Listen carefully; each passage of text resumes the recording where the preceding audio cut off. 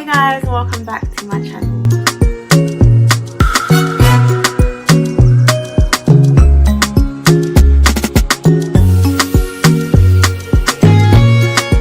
I want to start by saying thank you guys so much for 1k views on my labor and delivery story, and also the messages that I have received. So encouraging, so supportive. Thank you guys so much. God bless you. So this video is basically part two. And this is part two of my labor and delivery story. Basically my postpartum, when I was in the hospital and when I came back home, child. After I gave birth, they were basically stitching me up for like 40 minutes, I would say. Like, I remember being on that bed for so long. I can't remember when they took my son, but they had to take him to get the cannula and for them to give him the antibiotics because of the infection I had caught. So yeah, can't remember when they did that. Everything is pretty much a blur. I won't really be able to tell you exactly what happened on what day, but I can pinpoint the important part. So they took me up to the recovery room, and I remember the lady or the midwife asking me if I wanted to breastfeed, and I was like, yeah, I want to breastfeed, but like, guys, wait, before that, so they gave him to me and I was holding him, but I was really uncomfortable on the bed. Like, I was literally like this. He was basically, I felt like he was gonna fall off. And you know, newborns, the way they move, and I was just like really scared and I was uncomfortable, and I was like to the midwife, like, can you take him? Like, I'm really uncomfortable, I can't hold him. So yeah, they took me up to the recovery room, and I was so tired, guys. I remember being so tired. I kept drifting off, but I didn't want to sleep because it's like, my baby's here, I can't sleep, my baby's here. So I remember the midwife asking me if I was thinking of breastfeeding. I did want to breastfeed, but I was so tired, guys. Literally, I was so tired.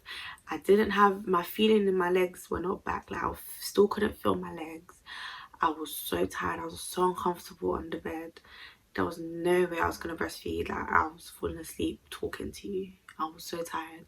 In labor for 3 days, 3 whole days, more than 72 hours. I was tired. So yeah, so she just asked me what milk I wanted to give him. I said SMA. So she gave him milk. I fell asleep. I think I was asleep for like 2 hours. When I woke up, guys, oh my god, I was itching like a beach. I was scratching my body, like, I was itching. I remember my midwife giving me medication for the itching, but I knew it was a side effect. But I was like, I was praying that it wasn't happening to me, but I was itching. Like, everywhere was just itching. I felt so sticky and sweaty. Like, up there is really hot because they have to keep the temperature hot for the newborns. Like, I was so, like, oh, like, I was, fam, I didn't even want to hold my son. All of that. Even when I woke up after, I wanted to like play with him. When I started itching, I said, keep him away from me because right now I'm itching. And these people are like, the midwives really do encourage you to breastfeed and do skin to skin with them. But at that moment I actually could not contain the itching. It was Now, he didn't come to the delivery room with me. They brought him after, and then they fed him, and he had his cannula in his hand where he would get his antibiotics because I had caught the infection. He had to get one too, just in case he caught it. They hadn't done the tests as of yet, but they did take him. That's why they took him from me when he was, like, the baby doctor came and took him, and they did so many checks on him. Guys, my baby had so many pricks in his heel from blood tests. I was just like, oh my god, this is not how I wanted my son to enter this world. Like, when I would change him, his heel, both heels actually, just red. My poor baby. Yeah, my mum was with me that whole day until 8 o'clock. Visiting hours was over because of corona. She went home and it was just me and my baby boy, and I was so scared. Oh my god, he's here. Oh my god, like I was just, I felt really low. I was alone, but I knew God was with me. But I was just really scared. Like, this is a whole new baby. It was so small. Like, every time I would touch him, though, he would like jump. But which is normal because they're not used to that kind of stuff. Like, they're still trying to get used to it. They've been in the room for 9 months, so he was just getting really like startled and stuff. That first night was really hard. Yeah, this is where it gets real. So basically, because I had an epidural, I had to have a catheter, which is basically a little tube, not a little, it's a long ass tube. Not long, it's like, and then it goes into you. They put it inside of you and it's connected. It's really long, the pipe, and you basically wee there. You wee into a bag. You don't feel when you're weeing. It's just connected to, yeah. So basically I've had that in since they gave me the epidural, because you can't get up with the epidural. That's why you have to wee in the bag. So that first night I had to carry the bag with me everywhere I went. So when baby boy was awake and crying, I would have to obviously get up from my bed and go to him. I had 2 babies. I had to hold my catheter and walk to him, and I was in so much pain because I had stitches, because they had to do the episiotomy because they had to cut me. So I was in so much pain, I could hardly walk. Basically, the stitches is on my right side, so I couldn't really sit on this side. I was always on this side, but my baby was in the cot, in his little crib on that side. So I just didn't feel right for me to turn sleeping away from him. So I just had to firm it. Like, I don't know how I was laying, but I was laying in a way that I wasn't sitting on my pain. But when I was breastfeeding him, it was really hard to get the hang of breastfeeding whilst trying to like manage my pain as well. So I'd literally be sitting like this and trying to breastfeed, and already that's bad posture for breastfeeding. Excuse me. And getting the hang of breastfeeding as well was so hard for him to latch on. Basically, you have to put the nipple on his nose and then flip it inside his mouth. Like, the whole nipple has to go inside his mouth. My nipples were bruised, it was burning. Like, in there was so hot when the midwife, it took me like 2 days for me to get a hang of breastfeeding, and it took tears, it took sweat. I'm not gonna, like, I was crying, like I couldn't do it. The midwives, like, I kept giving up, but the midwives were like, no, you're gonna do this. You want to breastfeed? You want to breastfeed? So you're gonna do it. You can't just be, you have to get over this stage. This is the hardest part, latching on. So I would always try to, like, I would always say to them, like, just give them the bottle, like, but they're like, no. And I'm really grateful that they pushed me, because breastfeeding, I breastfed him straight for like a whole month, but then he's a really hungry baby, and my milk supply wasn't coming in as much. So I still do breastfeed even up till now, but he takes more of the bottle. But anyways, yeah, so that first night with my 2 babies, my catheter and my baby boy, I was in so much pain. My stitches were hurting so much. Yeah, so yeah, so then the first night, that's what happened. Every time he kept waking up, I would have to waddle over with my painful self to go and obviously coax him and stuff. And newborn babies' cry is so loud and piercing. Oh my god, my baby was the loudest there. I knew, it took me a day for me to know his cry. That's how distinct he was. That's how much he cried. The next morning, the midwife came and I really wanted to have a shower because I was so sticky. I hadn't bathed in 4 days. So the midwife came, and then she helped me to go to the bathroom, and yeah, I had a shower.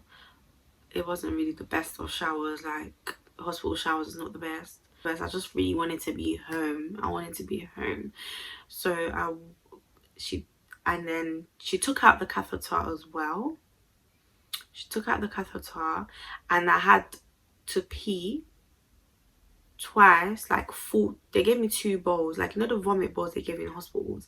They gave me 2 of those, and I had to pee in those in the space of 2 hours, and I had to pee, like, they had to fill up. Cool. I was drinking bare water. So I did once, yeah, and when I did the one, it was basically it was basically 2 bowls at once. And then the midwife was like, no, like, you have to do it on 2 separate occasions. So I'm thinking, oh my god, thank god, like, I've done it. Because one of the midwives were like, if you can't pee, if you can't see that you can pee, we'll have to put it back in. And hell no, I'm not having that back in me. I want to be normally, and that putting that back in will mean I'm staying in the hospital for longer than I need to, and that's not happening. I remember that. So I did that, yeah. I called her, I was like, look, I've peed. She was like, no, sorry darling, you have to do it on 2 separate occasions. I was like, oh my god. So that whole day I was drinking bare water. But the trick is not to drink a lot of water at once. It was to drink a lot of water, like, in a long space of time. So the second time that I tried to wee, I couldn't wee. I tried everything. Like, I was in the toilet for time. I couldn't wee. And I went to her and I was like, I can't do it. Then she was like, do you want me to put it back? And I was like, no. Then she was like, and this lady, she was actually Sierra Leonean as well. So it was like having my mum in there. Like, she was so, like, firm on me. She was like, do you want me to put it back? And I was like, no ma, like, I don't. And she's like, well, go back in and try again. And I opened the tap. She said to me, have you tried running the tap whilst using the toilet? And I was like, no. And then she's like, okay, go and try that. I tried it and it worked, and then I was so happy. I rushed out. I was like, auntie, can't, look, I've weed. And I've never been so excited. I have never been so excited to wee in my life. So I was like, look, auntie, look, I have a weed. And she was like, oh my god, you this girl. Like, I really liked her. She was so amazing, like, supportive and everything. She was the one that was really firm on me. I heard her basically, I think she was in the hospital every day. She was working every day, that morning shift. She was really firm on me when I felt like giving up with the breastfeeding. And there was 2 Sierra Leonean ladies, actually. One that I still speak to, and the other I don't anymore. But yeah, she was so amazing. But anyway, I thought I was going to be in hospital until Monday the 20th, because they said I would need to be on antibiotics for 3 days. Monday came and one of the doctors came down from the ICU and was like to me how Zayn, that they call the babies by their surname. She was like, and then she's like, how my son, I can't remember what she said. Something has increased, which is basically like the marker for like disease, like something has come up. So they would need, so they would need to do a test where it's basically them taking fluids from behind his spine. Guys, that Monday I woke up thinking, yeah, I'm going home today. My baby's going home today to meet his family. I'm going home. This is all over. Like, I don't want to be here anymore. I just wanted him to be around. Like, I needed the support that I needed, and I needed him in the best environment possible. So she said to me how they would need to take fluids from behind his spine, a lumbar puncture. So I actually went down to the ICU with her, and when I walked in, like,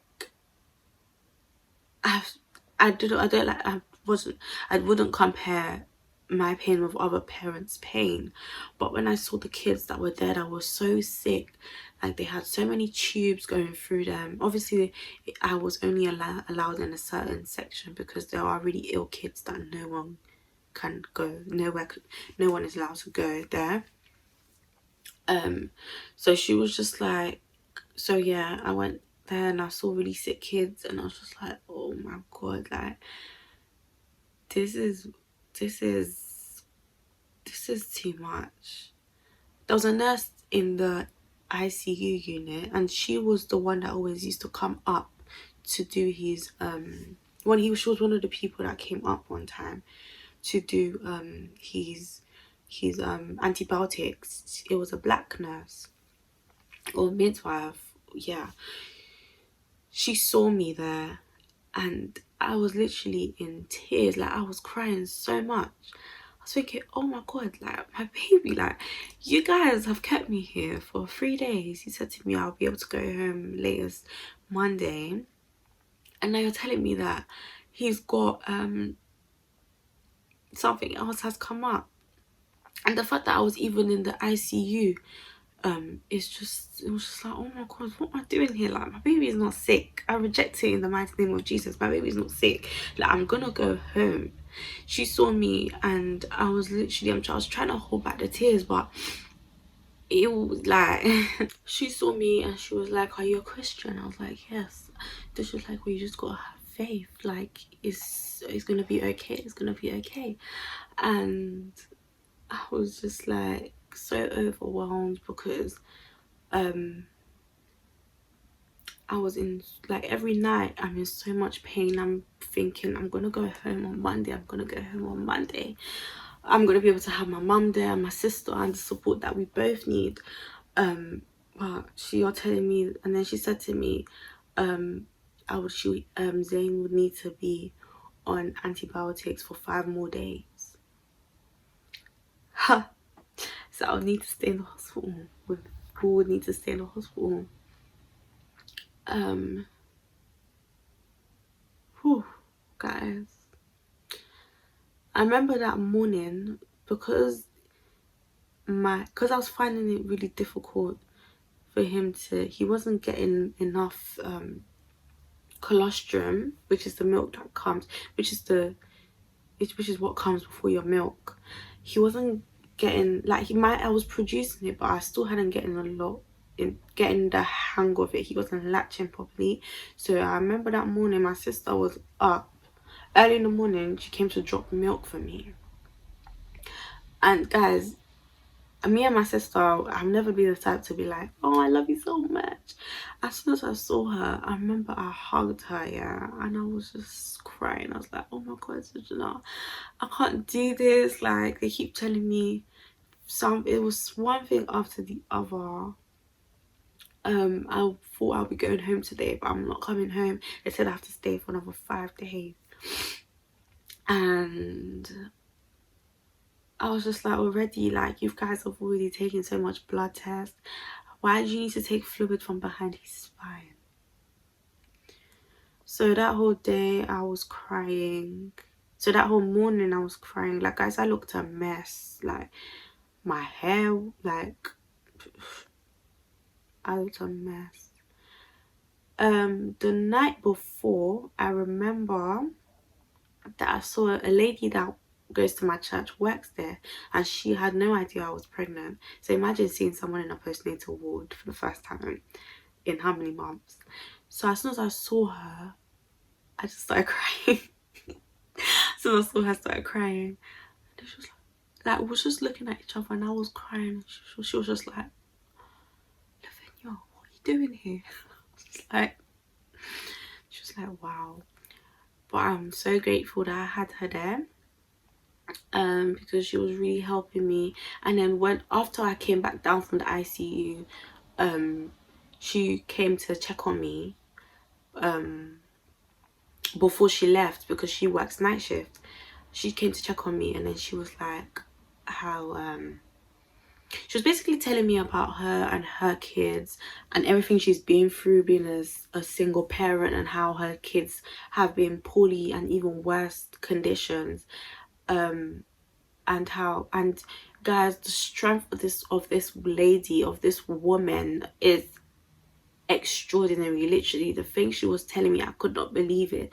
It gave me so much courage. It motivated me to stay strong for my son. She literally said to me, like, I understand your pain, but you've got to buck up. You've got to be strong for your son. No one else can be. Like, this is what motherhood is about. You're crying. What's that got to do? Like, all you need to do is be strong and trust God. And it helped. She helped me so much. Like, the next day she came to, when she was obviously on her way home because her shift was finished.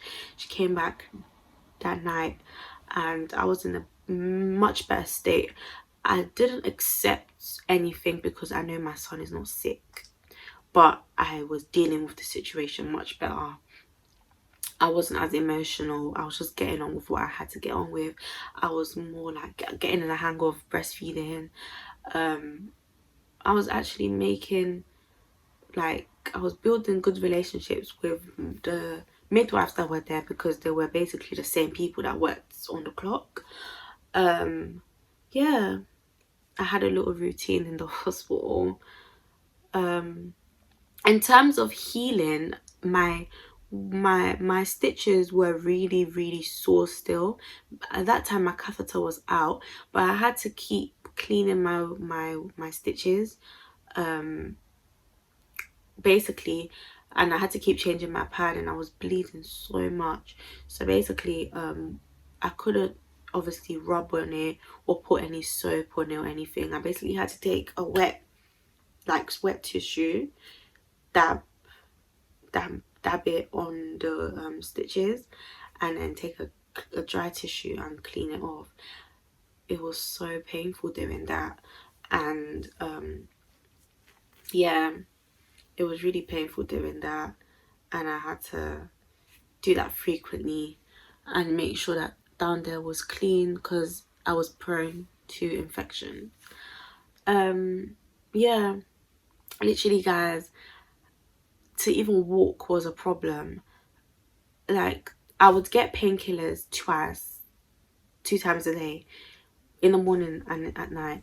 The morning or afternoon-ish, that one, when that one wears off, I'll literally be I'll be walking on my right leg, and I will literally I'll be walking on my left leg, sorry, and I'll literally have to drag or swing my right leg.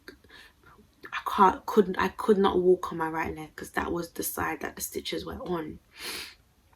To pick him, like, I was really scared to like walk with him from like his bed to be on my bed. Like, how the process was so long. Basically what I did was I got up, then I would take him, then I'll put him on my bed, and then I would sit down, swing my leg onto my bed, and like push up myself, because I literally, if I pressed on the stitches, hellfire. But obviously when I had the painkillers, it was all right, but when it wore off, it was not it. So yeah, the Monday after, the Monday where I got told that we had to stay for longer, so I was getting my antibiotics twice a day, once, so I was getting it like at 10 p.m, but now I had to get it twice a day. They increased the dosage on me, my one, and his one as well. The results came back from the lumbar puncture. Everything was okay, praise God. Yeah, so then I actually went home on the Wednesday. I was so happy, guys. I was so happy to be out of there, but I couldn't believe I was out of there. Like, even though they was like, you can go home, like, I signed the paper. They debriefed me about newborns and how to care for them, gave me over my discharge letter, and I was still holding it, looking at it like, I'm waiting for you guys to tell me that I can't go home. Like, I didn't believe I was home until I opened my front door. Like, I was like, wow. Guys, when I came home to the most amazing surprise. Like, my family had balloons and a banner saying welcome home Zayn. I was in tears, guys. My hormones were all over the place. I was so emotional. I was in tears. I was like, oh my god, you guys are so sweet. Like, after 10 days in the hospital, coming back home to so much love with my new baby, I was just like, we're so loved. When I got home, yeah, things that people never told me. I was breastfeeding and I would wake up in a pool of sweat. My bed will be so soaked. My clothes are soaked. My whole bed where I'm laying is soaked. I was a sweating mess, literally. The first month, my mum was sleeping with me in my bed in my bed in the room with me and my son. And she ran away from me because I was sweating so much, and I had to change my bed sheets every 2 days, like every day basically. And I was smelling like I was smelling of sweat and breast milk. Why was I was sweating like a dog. Like, no one told me that. Down there, my stitches were itching so much that I couldn't sleep. Like, I literally there was one time I was literally sleeping with my legs. Literally wouldn't even sleep with any covers. Like, my legs would be wide open for air to come in. Like, it was so much. Another thing is that I had piles. Oh yes, I had piles as well. Hemorrhoids, hemorrhoids, whatever you call them. So yeah, sitting on the, imagine my stitches and my piles were hurting me so much I couldn't sit properly. To breastfeed was a struggle. To sit down was a struggle. Walking was a struggle. The process of getting up was a struggle, guys. Postpartum, I was so moody as well. I was so moody. Yeah, when Zayn was basically changing every day, so he will basically, sometimes he will wake up, he'll sleep for like 3-4 hours. He will wake up in the middle of the night, like 3 o'clock in the morning, and he will stay up for like 3 hours. I was so tired. I was so tired. I will be so tired, like literally so tired. Sometimes my mom will take him. Sometimes if she has to go work, I would have to stay with him. Yeah. I think my mom went back. This was the time my mom was going back to work after lockdown, because she was working from home during lockdown. So she had to go back to work. She was just like, oh, like, yeah. So she couldn't really take him. But the days where she wouldn't work, if Zayn is still like awake and I'm really, really tired, like, she'll literally say to me, I've got him, go to sleep. So I don't know if I'm really in a position to say that sleepless nights is real. It was really real for me. Like, there'd be days I wasn't sleeping, but I had the help. Was basically, all I had to do was ask her, like, mom, please, like, take it. Or she would, I won't even need to ask, she would just offer. So I don't know if I'm really in the position to say it's hard, because I know people that don't have that kind of help, that don't have that kind of advantage, and it's just them and baby 24/7. Postpartum, I would say, is basically, you're basically still pregnant, because your hormones are still trying to balance. They're still trying to get back to being a normal person, because your body is still pregnant. So there'll be days where I don't even bath, I don't wash. Like, motherhood is real. But yeah, it's been an amazing journey so far, and I just pray God that it continues to be smooth. It's a blessing. It's an amazing thing. I forgot to say, the day after he came, on the day of his naming ceremony, which was the day after I came back from the hospital, he started twitching. in his sleep, like literally his hand will go, and his leg as well, like hand, like just random twitches. um I'll try insert some videos if I think I recorded it. Don't know if I still have it, but I literally imagine the day after I came from the hospital, I'm back in the hospital. I went to the A&E. I was so scared, but they said that it's basically normal and he's grown out of it. They said he'll grow out of it, and he has grown out of it. But yeah guys, thank you so much for watching this video. Stay blessed, stay safe, and I will see you